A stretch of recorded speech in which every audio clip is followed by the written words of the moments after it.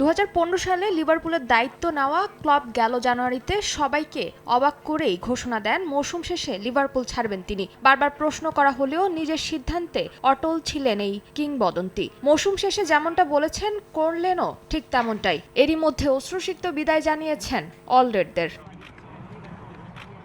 এদিন তার বিদায়কে ঘিরে লিভারপুল কর্তৃপক্ষ নানা আয়োজন করে। ম্যাচ শেষে মাঠের মাঝখানে অস্থায়ী মঞ্চে গার্ড অব অনার দেন ফন ডাইক, সালাহরা। প্রতি ফুটবলারদের গায়ে এদিন জড়ানো ছিল অলরেড জার্সি, তবে সেই জার্সি ছিল কিছুটা ভিন্ন। জার্সির সামনে ক্লপের জন্য লেখা ছিল আপনাকে ধন্যবাদ।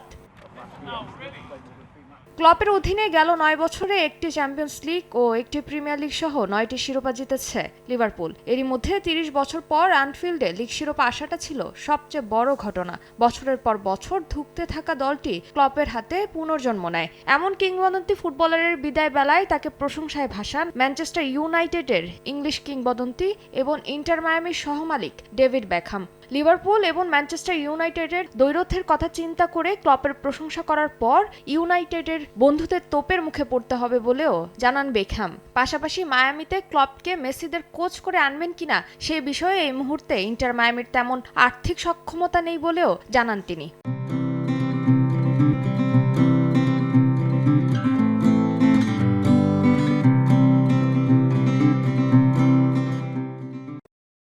একজন ম্যানচেস্টার ইউনাইটেড ভক্ত হলেও আমি ইউর্গেনকে ভালোবাসি। তার চরিত্র, ব্যক্তিত্ব এবং খেলার ধরন সত্যি প্রশংসার দাবি রাখে। তবে আমি জানি এই কথার পর আমি আমার ম্যানচেস্টার ইউনাইটেডের বন্ধুদের হাতে খুন হব।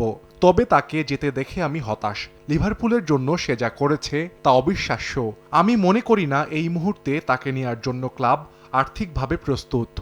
আগামী সপ্তাহে লিভারপুল সমর্থকদের একটি অনুষ্ঠানে যোগ দেওয়ার পর সপরিবারে নিজ দেশ জার্মানিতে ফিরে যাবেন এই কিংবদন্তি কোচ। ভবিষ্যতে স্রেফ দর্শক হিসেবে অ্যানফিল্ডে ফেরার প্রতিশ্রুতি দিয়েছেন জার্মান ফুটবল তারকা। ফারজানা জাহান প্রিয়া, সময় সংবাদ।